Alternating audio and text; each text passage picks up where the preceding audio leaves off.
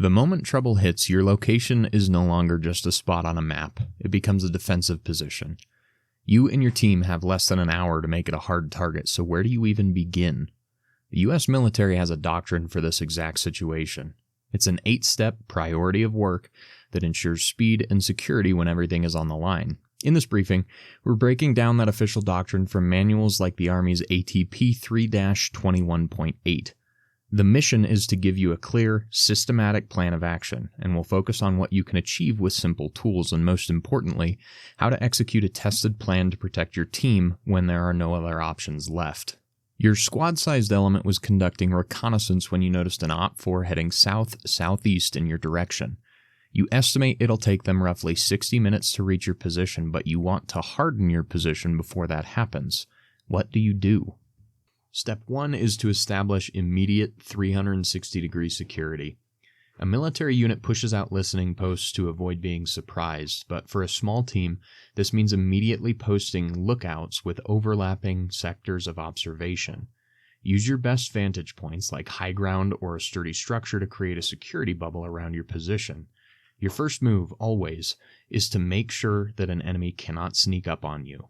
Step 2 is to position your key weapon systems.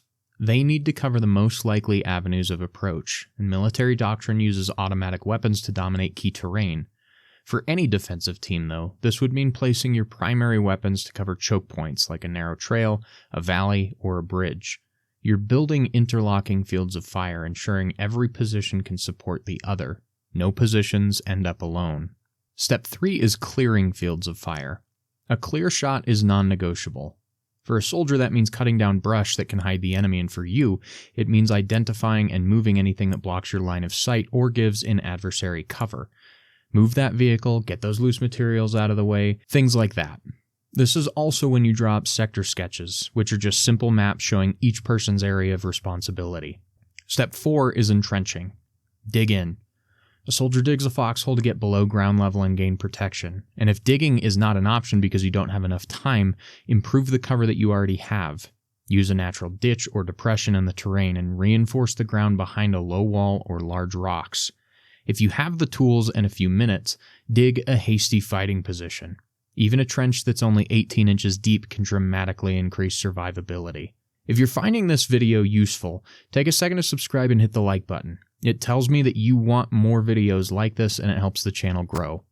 Step 5 is in placing obstacles.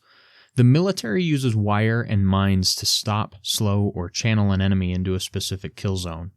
For a small unit, you use what you've got to make movement difficult, so you can use wreckage or heavy objects to barricade a passage, or fell trees to block a path.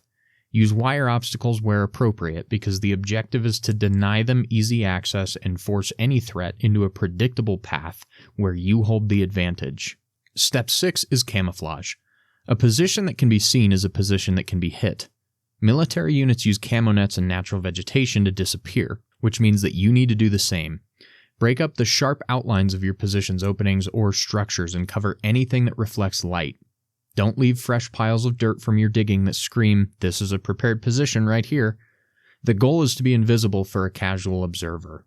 Step 7 is prepare your range cards. A range card is a simple diagram of your sector of fire.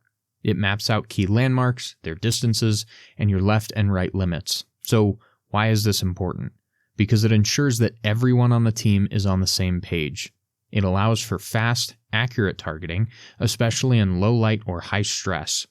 Every primary position must have one. There's no exceptions here. The final and arguably most critical step is rehearsal. A plan is just a theory until it's practiced.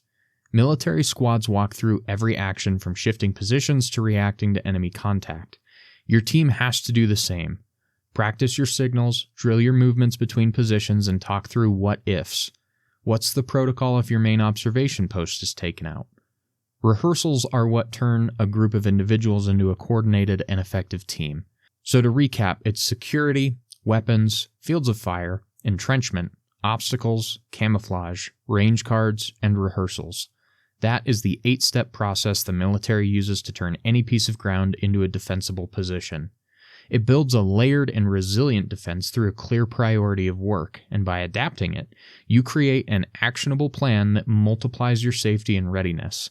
The time to think through these steps is now, before you ever need them. Now, I have a lot of other videos on the channel that I have included in this video, as well as the description that will help you through specific things that we've covered in here, like fields of fire, positioning, camouflage, things like that. So if you guys enjoyed the video, again, don't forget to like and subscribe. Check out our Etsy shop this month in February for 15% off of slings and ranger beads. And as always, thank you so much for watching, and I will see you in the next one.